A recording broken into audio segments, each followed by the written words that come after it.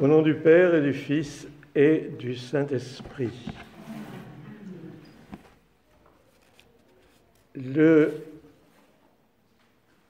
Pour cette fête de tous les saints, ce qui est très important pour nous et pour l'Église, c'est que les béatitudes nous sont données 2 fois.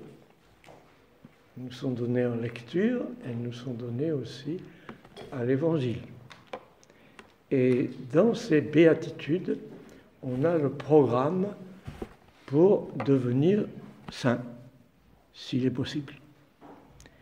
Et ce sont les béatitudes qui précisent, c'est le Christ qui précise, parce qu'il est le Verbe fait homme, et il précise ce qu'est la parole pour nous, créature.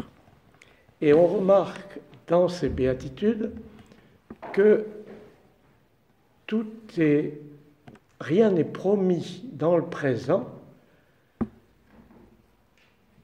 ni la fortune, ni le rang, ni tout ce que vous voudrez, mais est promis au présent uniquement à ceux qui sont jugés les pauvres en esprit, puisqu'il est dit « Bienheureux les pauvres en esprit, car le royaume des cieux est à eux. » Tout le reste est au futur. C'est-à-dire, par exemple, « Bienheureux les affligés, car ils seront consolés. » Seront, c'est un futur, et le futur veut dire quand les temps seront accomplis. C'est peut-être la fin des temps, c'est peut-être un peu avant, je ne sais pas, mais c'est cela. Et il y a une autre chose qui est au présent, c'est « Bienheureux les persécutés pour la justice, car le royaume des cieux est à eux. » Alors les pauvres en esprit et les persécutés pour la justice, dès à présent, ils ont quelque chose de particulier. Eh bien, ils ont entre autres le fait que le royaume des cieux est en eux. C'est-à-dire, en eux, ils possèdent déjà le royaume des cieux. Les autres, il faudra qu'ils attendent l'accomplissement d'un certain temps et pour avoir leur récompense. Cela signifie qu'il ne faut pas du tout attendre des récompenses dans le présent et dans le monde, sauf si on est capable d'être pauvre en esprit. C'est-à-dire d'être pauvre, même si on a tout ce qu'on veut, on est pauvre parce que la vérité, eh bien, elle est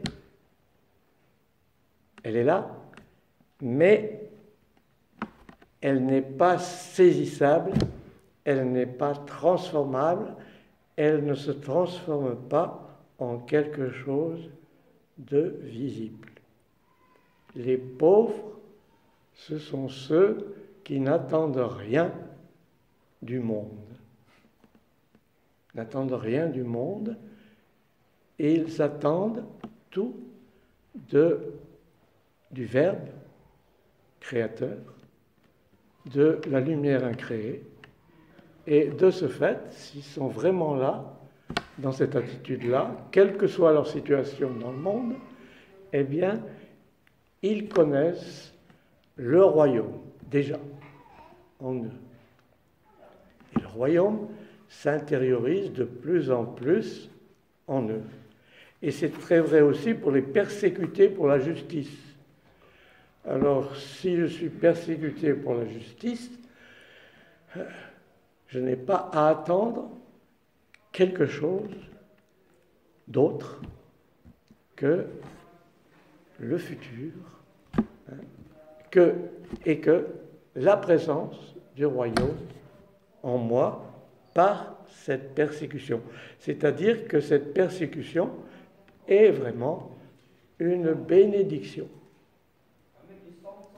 Elle est une bénédiction, et comme la pauvreté véritable, celle qui n'accorde pas d'importance, qui ne met pas l'absolu où il n'est pas. Et les deux, ils ont le royaume de Dieu qui est leur hôte bien-aimé et de plus en plus présent.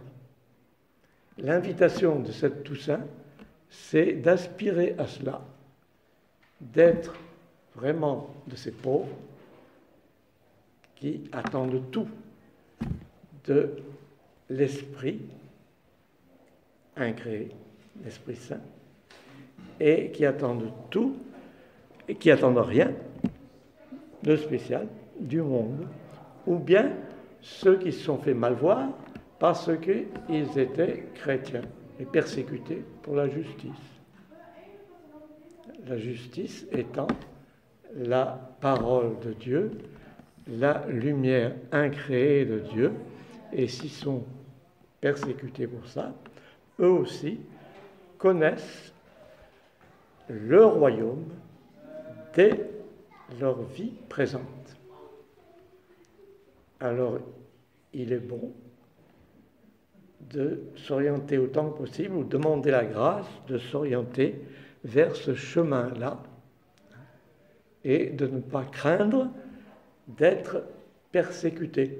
Et il insiste sur, les béatitudes insistent sur cette nécessité.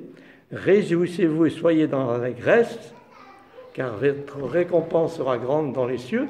En plus, il y aura une récompense dans les cieux. Alors, cela signifie que si vous êtes persécuté pour le nom de Jésus-Christ, pour le fait que le Christ est Dieu et homme, et que tous les antéchrists sont contre lui, c'est-à-dire tous les faiseurs d'idoles, eh bien, à ce moment-là, vous êtes déjà dans la lumière incréée qui n'aura pas de fin. Ayons soif, donc, de cette vraie pauvreté, et ayons soif, peut-être pas d'être persécutés, mais sachons que si nous sommes persécutés, c'est bon signe que le Père, le Fils et le Saint-Esprit nous aident à l'admettre dans le calme et la joie. Amen.